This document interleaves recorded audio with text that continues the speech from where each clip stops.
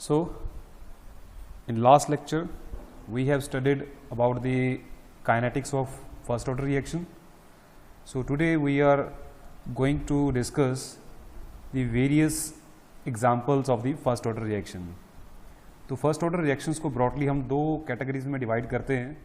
एक तो जो रिएक्शंस हो रही हैं गैसेस फेज में, means the reactions which are occurring in the gas phase, okay. और जो सेकंड है that are the reactions which are taking place in the solution, taking place in solution, ठीक है. वी मीन्स जो reaction gas phase में होती हैं और दूसरी जो रिएक्शन जो है सोल्यूशन फेज में होती हैं, ओके. तो ये हम दोनों यहाँ पे डिस्कस करने वाले हैं. देखो जो गैस फेज की रिएक्शंस होती हैं वो कंपैरेटिवली हमारे पास जो सोल्यूशन फेज में रिएक्शंस हैं उनसे बहुत कम है हमारे पास. If you see the reactions which are following the first order kinetics they are very very few, okay. और उस केस में जो हम प्रोग्रेस ऑफ रिएक्शन है वो हम फॉलो करते हैं by measuring the volume. Either we measure the volume of the gas और we measure the pressure of the gases. क्यों? क्योंकि गैस के केस में हम उनकी कंसंट्रेशन मेजर नहीं कर सकते हैं, ओके. और जो सोल्यूशन फेज में होती हैं उनका हम डायरेक्टली जो कंसंट्रेशन है वो मेजर करके फर्स्ट ऑर्डर काइनेटिक्स जो है स्टडी कर सकते हैं कि वो फॉलो कर रहे हैं नहीं कर रहे हैं, ओके. तो फर्दर जो फर्स्ट ऑर्डर काइनेटिक्स जो रिएक्शन फॉलो करती हैं वो तीन टाइप्स की होती हैं. पहली जो टाइप की रिएक्शंस हैं उसमें आती है हमारे पास डीकम्पोजिशन रिएक्शंस. जो डीकम्पोजिशन रिएक्शंस हैं हमारे पास कुछ एक इंपॉर्टेंट रिएक्शंस हैं डीकम्पोजिशन रिएक्शंस जो क्या करती हैं फर्स्ट ऑर्डर काइनेटिक्स फॉलो करती हैं, ओके. और जो दूसरी टाइप है वो है जिनमें आइसोमेरिक चेंज होती है, means the molecules are following the first order kinetics as well as they are changing into their other isomers. So the reactions involving the isomeric change. और जो थर्ड टाइप की हमारे पास रिएक्शंस हैं that are the pseudo unimolecular reactions, okay. तो यहां पे हम सिर्फ और सिर्फ पहले डिस्कस करेंगे decomposition reaction, then we will discuss the isomeric change जिनमें इन्वॉल्व होती है. सो फर्स्ट जो हमारे पास डीकम्पोजिशन रिएक्शन है that is the decomposition of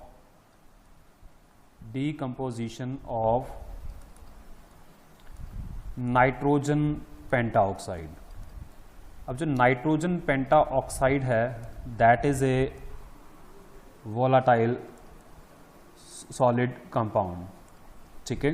that is a volatile solid compound and it decomposes in the gaseous form और in the solution in inert solvent. Means अगर हम इसको गैस फेज में ले लें या फिर हम इसको सोल्यूशन में ले लें तो ये डीकम्पोज कर जाता है. तो जब ये डीकम्पोज करेगा तो कैसे करेगा? तो N2O5 in solution form it decomposes into N2O4 that is also form a solution plus it also release the oxygen as a gas, okay. तो इस रिएक्शन की जो काइनेटिक्स है हम दो तरीके से स्टडी कर सकते हैं. पहला तरीका क्या है कि अगर हम कंसंट्रेशन ऑफ N2O5 को डिफरेंट टाइम इंटरवल्स पे मेजर करते रहें तो हम सिंपली जो हमारे पास फर्स्ट ऑर्डर काइनेटिक्स की जो इक्वेशन है that is K is equal to 2.303 upon T log of A upon A minus x. इसमें वैल्यूज पुट करके इजिली जो है हम रेट कांस्टेंट निकाल सकते हैं कि वो फर्स्ट ऑर्डर काइनेटिक्स फॉलो कर रहे हैं या नहीं कर रहे हैं. यहाँ से ये क्लियर हो जाएगा, ओके. अब हमने स्टार्टिंग में इसकी कंसंट्रेशन ले ली लेट इट बी A और आफ्टर सम टाइम हमारे पास टाइम t पे हम इसकी कंसंट्रेशन ले लेते हैं A माइनस एक्स. तो वहाँ पे हमारे पास जो डिफरेंट टाइम पे A माइनस एक्स की वैल्यू आती जाएगी, वहाँ पे पुट करते जाएंगे और K हम निकालते जाएंगे. वहाँ से क्लियर हो जाएगा कि हमारा जो रिएक्शन है वो फर्स्ट ऑर्डर काइनेटिक्स है या नहीं है, ओके. सो जो सेकेंड वे है दैट इज कि अगर हम इसकी कंसंट्रेशन ना मेजर करें, हम जो वहाँ पे ऑक्सीजन रिलीज हो रही है उसको कलेक्ट करते रहें और उसका वॉल्यूम जो है वो मेजर करते रहें, ठीक है. तो second is the by measuring the volume of oxygen gas produced at different intervals of time, ठीक है. तो डिफरेंट टाइम से हम क्या करते हैं ऑक्सीजन का जो वॉल्यूम वहाँ पे कलेक्ट हो रहा है उसको मेजर करते हैं और उसको हम यूज़ कर सकते हैं। अब कैसे पता चलेगा हमें कि भी कितना वॉल्यूम किसके इक्वल है, इक्वेशन कैसे बनेगी उसकी? तो देखो हमारे पास ये इक्वेशन है N2O5 क्या कर रहा है, डिकम्पोज कर रहा है N2O4 प्लस ऑक्सीजन बना रहा है, ठीक है। अब when time t is equal to 0 है तो यहाँ पे इसकी कंस्टिट्यूशन क्या है, A है, और इनकी क्या है, 0 है। When time t is equal to t हो जाएगा तो इसमें से कुछ अमाउंट जो हमारी वो डिकम्पोज कर जाएगी, कितनी बचेगी पीछे, a माइनस एक्स बचेगी, ठीक है। तो इसकी क्या बनेगी, x बनेगी, और उसके अकॉर्डिंगली जो हमारा ऑक्सीजन का वॉल्यूम आएगा, लेट इट बी Vt, उसको हम Vt लिख देते हैं, क्योंकि उसके हम x नहीं लिखेंगे, उसको हम Vt बोलेंगे, क्योंकि उसका वॉल्यूम आएगा हमारे पास। ओके, सो जब हमारे पास time is equal to infinity हो जाएगा, मीन्स कंप्लीशन रिएक्शन जब हो जाएगी, तो हमारे पास जो N2O5 की कंसंट्रेशन है वो क्या हो जाएगी, 0 हो जाएगी। मीन्स वो सारा का सारा क्या कन्वर्ट हो गया, प्रोडक्ट में कन्वर्ट हो गया। वहां पे N2O4 की कंसंट्रेशन क्या हो जाएगी, वो A हो जाएगी, और उसके कोरस्पॉन्डिंगली जो हमारे पास वॉल्यूम होगा ऑक्सीजन का, that would be the V infinity.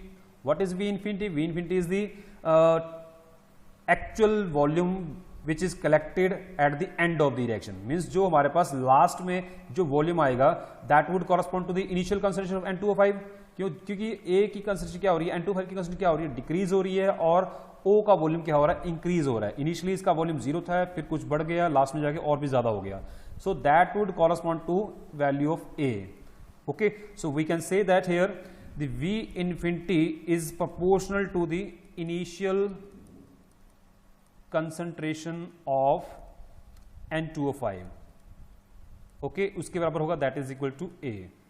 और जो हमारे पास Vt आया, that is the amount of N2O5 decompose जो हुआ हमारे पास, ठीक है, जो टाइम t पे डीकम्पोज हो गया उसके इक्वल होगा, that will be equal to Vt, that is equal to x, ठीक है। जो उसका डीकम्पोज हुआ वहां पे x बना, and that x is equal to Vt हो जाएगा यहाँ पे, ठीक है, जो डीकम्पोज हो रहा है। तो what is Vt? Vt is the amount of N2O5 decomposed. Okay, so we have V infinity is equal to A, Vt is equal to x. So what would be A minus x? A minus x will be equal to V infinity minus Vt. तो हमारे पास जो first order kinetics की equation है, जो that is K is equal to 2.303 upon T log of क्या बन जाएगी ये, V infinity upon V infinity minus Vt. What is V infinity? That is A. What is V infinity minus T? That is A minus x. So by using this equation we can again find out the kinetics of the reaction. Means अगर हम N2O5 की concentration वहाँ पे major नहीं कर सकते, तो हम जो वॉल्यूम कलेक्ट हो रहा है ऑक्सीजन का, उसको हम मेजर करते रहें, और उनकी वैल्यूज पुट करके भी हम काइनेटिक्स देख सकते हैं कि वो फर्स्ट ऑर्डर काइनेटिक्स है या नहीं है। So this was the first decomposition reaction. Second reaction जो हमारे पास डीकम्पोजिशन की है, that is the decomposition of ammonium nitrate, that is NH4NH2, ammonium nitrite, sorry। Okay, तो अमोनियम नाइट्रेट एक्वस सोल्यूशन में डीकम्पोज करता है रूम टेम्परेचर पे, as the reaction is NH4NO2 in the aqueous form, it decomposes into water and it produces the nitrogen gas, ठीक है। So progress of the reaction can be measure by measuring the volume of the nitrogen produced at different interval of times, ठीक है। सो 1 मोल initially हमारे पास इसका है, अगर suppose करके चलते हैं तो इनका क्या रहेगा, 0 रहेगा। आफ्टर सम टाइम इसकी जो अमाउंट रह जाएगी, और यहाँ पे क्या होगा, वॉल्यूम बनेगा, that would B Vt।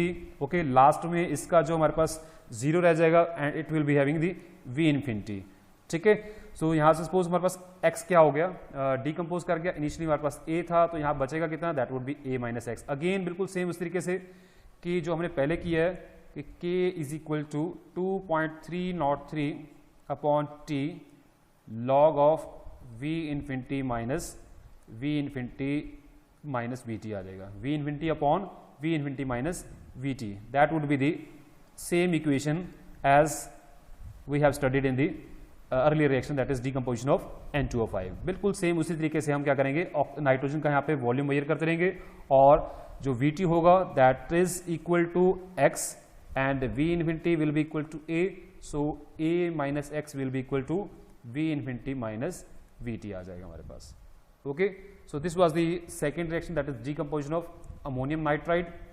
Third is the decomposition reaction of benzene diazonium chloride. Okay, so what is that? This is the benzene diazonium chloride. Okay, तो बेंजीन डायज़ोनियम क्लोराइड भी क्या करता है, अपने एक्वस सोल्यूशन में ये decompose करता है, that forms the chlorobenzene and it produces the nitrogen gas. ठीक है, तो इस रिएक्शन में भी हम क्या कर सकते हैं, by measuring the volume of nitrogen gas produced at different interval of times we can use the equation. Again same हमारे पास यहाँ पे भी क्या रहेगी, सेम इक्वेशन आएगी. डिफरेंट टाइम पे हम क्या करेंगे, वॉल्यूम मेजर करेंगे नाइट्रोजन का और उसको इस इक्वेशन में पुट करेंगे और वहाँ से हम जो है काइनेटिक्स निकालेंगे, रेट कांस्टेंट निकालेंगे. और डिफरेंट टाइम पे जो हमारे पास वॉल्यूम आ रहा है उसको पुट करने के बाद हमने देखना है कि क्या के की वैल्यू कांस्टेंट रह रही है. अगर के वहाँ पे कांस्टेंट आ रहा है या फिर थोड़ा बहुत चेंज है वैल्यूज में, तो मीन्स अप्रॉक्सीमेटली वो कांस्टेंट ही चल रहा है, तो वो हम कह सकते हैं कि जो डीकम्पोजिशन है बेंजीन डायज़ोनियम क्लोराइड की, that is also following the first order kinetics. ठीक है, जो फोर्थ रिएक्शन है दैट इज वेरी इंटरेस्टिंग. उसमें क्या है कि that is the decomposition of hydrogen peroxide. Decomposition of H2O2. ठीक है, तो डीकम्पोजिशन कैसे होती है इसकी, जब हाइड्रोजन पेरोक्साइड डीकम्पोज करता है तो ये वाटर एंड ऑक्सीजन बनाता है. ठीक है, तो इस रिएक्शन की जो हम काइनेटिक्स है वो स्टडी कर सकते हैं दो तरीके से. ओके, दो तरीके से कैसे कर सकते हैं, या तो हम जो कंसंट्रेशन है H2O2 की डिफरेंट टाइम पे वो नोट करते रहें, या फिर जो ऑक्सीजन का वॉल्यूम वहाँ पे प्रोड्यूस हो रहा है उसको हम नोट करते रहें. ठीक है, अगर तो हम ऑक्सीजन का वॉल्यूम मेजर करते हैं तो हमारे पास वहाँ पे बिल्कुल सेम वही इक्वेशन आएगी, क्योंकि जब ये डीकम्पोज करेगा हमारे पास ऑक्सीजन का वॉल्यूम इंक्रीज करता रहेगा और एट द इन्फिनिटी, मतलब कि हमारा जब रिएक्शन लास्ट पे पहुंच जाएगा, कंप्लीट हो जाएगा, डीकम्पोज हो जाएगा पूरा, तो उस टाइम जो इसकी इनिशियल कंसंट्रेशन रहेगी उसके कॉरस्पॉन्डिंग हमारे पास वी इन्फिनिटी आ जाएगा. So we will use the equation K is equal to 2.303 upon T log V infinity upon V infinity minus VT. एक तो ये है हमारे पास अगर हम ऑक्सीजन का वॉल्यूम मेजर करते हैं. ठीक है, और अगर हम हाइड्रोजन पेरोक्साइड की कंसंट्रेशन मेजर करते हैं तो हमारे पास इक्वेशन क्या बनेगी. देखो, अब हाइड्रोजन पेरोक्साइड की कंसंट्रेशन मेजर करने के लिए हम क्या करते हैं कि डिफरेंट टाइम इंटरवल पे हम कुछ अमाउंट, कुछ वॉल्यूम क्या करते हैं रिएक्शन मिक्सचर में से निकालते हैं. ओके, और उसको हम टाइट्रेट करते हैं, और एज सच इसकी हम कंसंट्रेशन नहीं मेजर कर सकते, हम क्या करते हैं टाइट्रेट करते हैं. तो टाइट्रेट करने के लिए हमें वहां पे एक स्टैंडर्ड सोल्यूशन चाहिए होता है, that is known as the KMnO4. तो स्टैंडर्ड सोल्यूशन ऑफ KMnO4 हम यूज करते हैं. ठीक है, तो जितना वॉल्यूम इसका यूज होगा इसको टाइट्रेट करने में, वो हमारे पास क्या आ जाएगा, उसकी कंसंट्रेशन आ जाएगी. सपोज इनिशियली जो हमारी कंसंट्रेशन है वो A है, तो जब हमने हाइड्रोजन पेरोक्साइड को इनिशियली टाइट्रेट किया KMnO4 से, तो सपोज उस टाइम जो वॉल्यूम यूज हुआ that is known as the V0. Okay, तो इनिशियली जो वॉल्यूम यूज हो रहा है उसको हमने V0 लिख दिया बिकॉज वहां पे 0 टाइम है. ओके, तो जब हमारे पास कुछ रिएक्शन कंप्लीट हो जाएगी तो हमारे पास पीछे जो बचेगा, सपोज एट टाइम T हमने लिखा है, यहाँ पे T0 है, तो हाइड्रोजन पेरोक्साइड की कंसंट्रेशन क्या है हमारे पास, दैट इज A. ओके, उसके कॉरस्पॉन्डिंगली जो वॉल्यूम यूज होगा दैट इज V0. जब time T is equal to T हो जाएगा तो हमारे पास कुछ जो कंसंट्रेशन है H2O2 की वो डिक्रीज कर जाएगी. ठीक है, सपोज X अमाउंट क्या है वहां से डिक्रीज कर गई, तो पीछे क्या बचेगा हमारे पास, A माइनस एक्स बचेगा, और उस A माइनस एक्स जो कंसंट्रेशन है उसको हम टाइट्रेट करेंगे KMnO4 से, तो उसके कॉरस्पॉन्डिंगली जो हमारा वॉल्यूम यूज होगा that would be equals to VT. ठीक है, अब हमारे पास A के कॉरस्पॉन्डिंगली भी वॉल्यूम है KMnO4 का और A माइनस एक्स के कॉरस्पॉन्डिंगली वॉल्यूम है KMnO4 का, तो हम KMnO4 का वॉल्यूम कितना यूज हो रहा है इसको यूज करके भी हम क्या कर सकते हैं, इस इक्वेशन में पुट करेंगे और वहां से हम रेट कांस्टेंट निकाल सकते हैं. So we can put A as V0 and A minus x as the VT. So what are these volumes, these are the volumes used of KMnO4 for titration or you can say titrating the hydrogen peroxide which is left in the solution. Okay, V0 is the initial volume used for the titration of hydrogen peroxide, and Vt is the volume used for the titration of hydrogen peroxide at time t. Okay, so by using this equation or this equation we can easily study the kinetics of hydrogen peroxide. Fifth reaction we have the thermal decomposition of azoisopropane. So what is that? The fifth reaction is the thermal decomposition of azoisopropane. तो ये क्या होता है हमारे पास isopropane, that is this is a azo group, इसके दोनों side पे हमारे पास क्या लगा हुआ है, आइसोप्रोपाइल ग्रुप लगा हुआ, that is CH3 twice and here also CH3 twice. This is known as the azoisopropane. ये हमारे पास एक गैसियस सब्सटेंस होता है और इसको जब हम 250 से 290 डिग्री सेल्सियस के बीच में हीट करते हैं तो it decomposes and it release the nitrogen gas and a hexane gas. Okay, तो ये चीज होती है और वहां पे हमारे पास एक होमोजीनियस मिक्सचर बन जाता है. क्यों? क्योंकि अब रिएक्टेंट और प्रोडक्ट क्या हमारे पास सब क्या सेम स्टेट में, गैसियस स्टेट में है. Okay, so it is a homogeneous gaseous reaction because all the reactants and the product are in the gaseous state. तो सो वहां पे हम क्या करेंगे, प्रोग्रेस ऑफ रिएक्शन जो हम फॉलो कर सकते हैं by measuring the pressure of the reaction mixture. ठीक है, अब यहाँ पे हम वॉल्यूम नहीं मेजर कर सकते किसी गैस का, क्योंकि जब हम उसका वॉल्यूम लेने की कोशिश करेंगे तो हमारे पास दूसरी गैसेस भी साथ में आ सकती हैं. तो हम वहां पे जो इनिशियल प्रेशर है जो कि इसके कॉरस्पॉन्डिंगली होगा आइसोप्रोपेन के अकॉर्डिंगली, उसके बाद जब रिएक्शन चलेगी तो हमारा प्रोडक्ट बन रही है तो उनके अकॉर्डिंगली जो प्रेशर होगा वो हम मेजर कर सकते हैं. तो suppose when time t is equal to 0 है, उस टाइम जो इसकी कंसंट्रेशन होगी दैट इज A, वो किसके प्रोपोर्शनल होगी, that would be the pressure of the this gas. तो वो क्या होगा, उसका इनिशियल प्रेशर होगा, that is PI, that is the initial pressure of the reaction mixture, जिसमें हमारे पास सिर्फ और सिर्फ क्या है, रिएक्टेंट है, प्रोडक्ट क्या उस टाइम पे 0 है.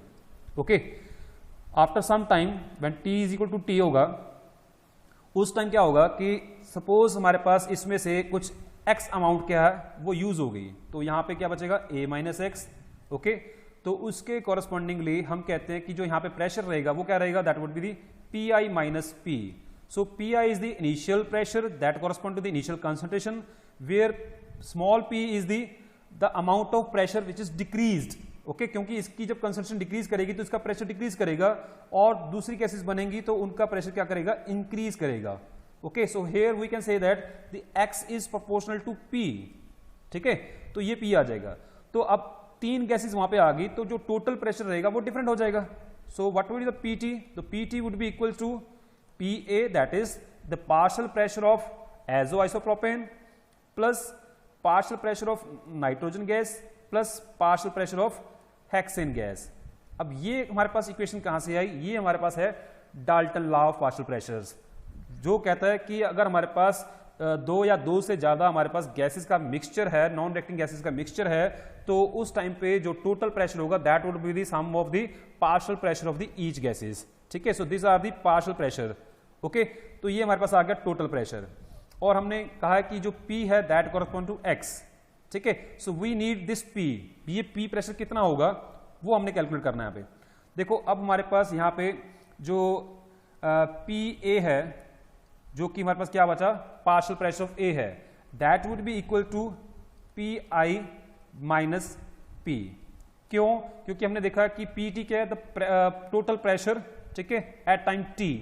तो वहां पे एट टाइम T पे हमारे पास जो प्रेशर था that was PI minus P for the reactant, और उन केस में हमारा जो प्रोडक्ट थी उनका प्रेशर क्या था, जो हमारा PN2 है that is equal to P, and जो P ऑफ C6H4 हेक्सेन का रहेगा that would be also equal to P. Okay, if we substitute the value of PA, PN2 and P hexane in this equation, so we have the total pressure is equal to PI minus P plus P plus P. Okay, so PT will be equal to PI plus P. क्यों? क्योंकि ये small p और ये cancel हो जाएंगे, एक minus में एक प्लस में, तुम्हारे पास क्या बचेगा pi plus p. This will be the total pressure now. So from that we can calculate the small p which will be equal to pt minus pi. Means total pressure में से अगर हम initial pressure minus कर दें तो हमारे पास वो क्या आ जाएगा, उसका पार्शियल प्रेशर आ जाएगा. So this is the partial pressure which is this is the pressure which is decreased. Okay, किसका? एजो आइसोप्रोपेन का. And this is proportional to x. So as we say it is proportional to x. So हमारे पास क्या आ गया, x will be proportional to pt minus pi. Okay, तो x की value हमारे पास आ गई, a की वैल्यू हमारे पास ऑलरेडी है. हमने देखा था कि a क्या है, that is proportional to pi. So we can calculate the value of a minus x. तो a minus x will be proportional to, value put करो, pi माइनस क्या पुट करेंगे हम, pt minus pi. So that will be equal to और proportional to 2pi minus pt. So we have a minus x and we have a. So what would be the rate constant? So it will be equals to 2.303 upon t log of a. A is pi. So that is pi upon a minus x, that is 2 pi minus pt. So by using this equation we can easily calculate the rate constant for this reaction. तो इसमें pi क्या है, the initial pressure of the azoisopropane and pt is the total pressure. Means when the time is running, तो at each time जो हमारे पास total pressure आएगा वो हमने नोट करते रहना है. p इनिशियल हमारे पास ऑलरेडी है, इन दोनों की वैल्यू पुट करते जाएंगे और हमारे पास k की वैल्यू आती जाएगी जो क्या रहेगी, कांस्टेंट रहेगी. ठीक है, तो इस तरीके से हम क्या कर सकते हैं, जो डीकंपोजिशन रिएक्शन है एजोआइसोप्रोपेन की उसको स्टडी कर सकते हैं. ये थी हमारे पास 5 टाइप की जो डीकंपोजिशन रिएक्शंस हैं. सेकंड जो हमारे पास कैटेगरी थी that was the reaction involving the isomeric change. और आइसोमेरिक चेंज में हमारे पास एक ही रिएक्शन है जो फर्स्ट ऑर्डर काइनेटिक फॉलो करती है, आइसोमेरिक रिएक्शंस और आइसोमेरिक चेंज. तो वो कौन सी रिएक्शन है, जिसमें हमारे पास है कि N chloro acetanilide acidic medium में एक आइसोमर में चेंज हो जाता है. Under the acidic medium it changes into the para chloro acetanilide. तो ये जो क्लोरो है एन के ऊपर, ये पैरा पे चला जाता है और पीछे हमारे पास क्या बच गया, acetanilide. This is the acetanilide. अब ये रिएक्शन होती कैसे है वो हमने देखनी है कि क्या होता है कि जब हम एन क्लोरो एस्टेनोलाइड को ट्रीट करते हैं, when the N-chloroacetonide is treated with Ki in the acidic medium, it forms the parachloroacetonide. Okay, तो यहाँ पे ये क्लोरो चला जाता है, प्लस क्या हमारे पास आयोडीन गैस रिलीज होती है. अब ये रिएक्शन होती कैसे है वो हमने देखनी है. देखो इनिशियली क्या होता है कि हमारे पास जो पोटाशियम आयोडाइड है ये सल्फ्यूरिक एसिड के साथ रिएक्ट करता है. रिएक्ट करने के बाद यहाँ पे पोटाशियम सल्फेट और HI बनता है. ओके, तो यहाँ पे ये रिएक्शन होती है. तो सेकेंड स्टेप में क्या होता है कि जो हमारे पास N-chloroacetonide है that react with the HI and it forms the first acetonide, HCl and iodine gas release होती है. ठीक है, तो एस्टेनोलाइड और HCl फिर रिएक्ट करते हैं तो वहां पे वो पैराक्लोरोएस्टेनोलाइड बनाता है. ठीक है, दैट फॉर्म्स दी पैराक्लोरोएस्टेनोलाइड. मीन्स कि यहां पे हमारे पास आयोडीन गैस जो है रिलीज हो रही है. ठीक है, जो आयोडीन वहां पे लिबरेट हो रही है, अगर हम इसको टाइट्रेट करते रहें तो हम क्या कर सकते हैं, जो हमारे पास वॉल्यूम यूज होगा, जो रिएजेंट हम यूज करेंगे टाइट्रेशन के लिए, that is use as a hypo solution. ठीक है, हाइपो सोल्यूशन यूज करते हैं जब आयोडीन को टाइट्रेशन करनी होती है। ठीक है, तो जितनी भी आयोडीन वहां पे बनती जाएगी उसको हम क्या करेंगे, हाइपो सोल्यूशन से ट्रीट करते जाएंगे और उसका वॉल्यूम नोट करते जाएंगे और उसके अकॉर्डिंगली हम एक काइनेटिक्स इक्वेशन बनाएंगे। तो अब देखते हैं कैसे होता है। देखो अब इस सेक्शन में हमने देखा है कि जो 1 मोल हमारे पास अगर रिएक्टेंट है जो कि एन क्लोरोएस्टेनाइड है, वो जब डीकम्पोज करता है तो वो 1 मोल आयोडीन प्रोड्यूस करता है। अब यहाँ पे आयोडीन का वॉल्यूम हम डिफिकल्ट है नोट करना, तो हम क्या करते हैं, इसको टाइट्रेट करते हैं, इसकी कंसंट्रेशन वहाँ पे निकालते हैं हम। तो उसको निकालने के लिए हम क्या करते हैं कि सपोज हमारे पास जो T = 0 है, तो वहाँ पे जो अमाउंट ऑफ आयोडीन प्रोड्यूस होगी that will be directly proportional to the amount of reactant which is present. So उसके अकॉर्डिंगली जो हमारी आयोडीन प्रोड्यूस होगी तो उसको हम जब टाइट्रेट करेंगे हाइपो के साथ तो हमारे पास वहाँ पे क्या आ जाएगा, इनिशियल वॉल्यूम आ जाएगा। So we can say at T = 0 the concentration of the N-chloroacetanide is A and it liberate the iodine at that time. So उसके correspondingly जो हमारा वॉल्यूम यूज होगा that would be the V0, जो hypo का volume use हो रहा that is V0। and when after some time when T = T है तो उस टाइम जो हमारे पास कंसंट्रेशन रह जाएगी N-chloroacetanide की that will produce the iodine, and to titrate that iodine the volume used for the volume used of hypo would be Vt. So in this case we have the value of A as well as the value of A minus X, and that is proportional to V0 and Vt. Or we can say we have the V0 which is proportional to the initial concentration of acetanide which is producing the iodine, and Vt is the volume of hypo used for titrating the iodine which is produced by the N-chloroacetanide at time T. उसके corresponding हमारी concentration कितनी है, A minus X, so it will be proportional to A minus X. So putting the value of A and A minus X in the equation 2.303 upon T log of A minus A upon A minus X, we have the K is equal to 2.303 upon T log of V0 upon Vt.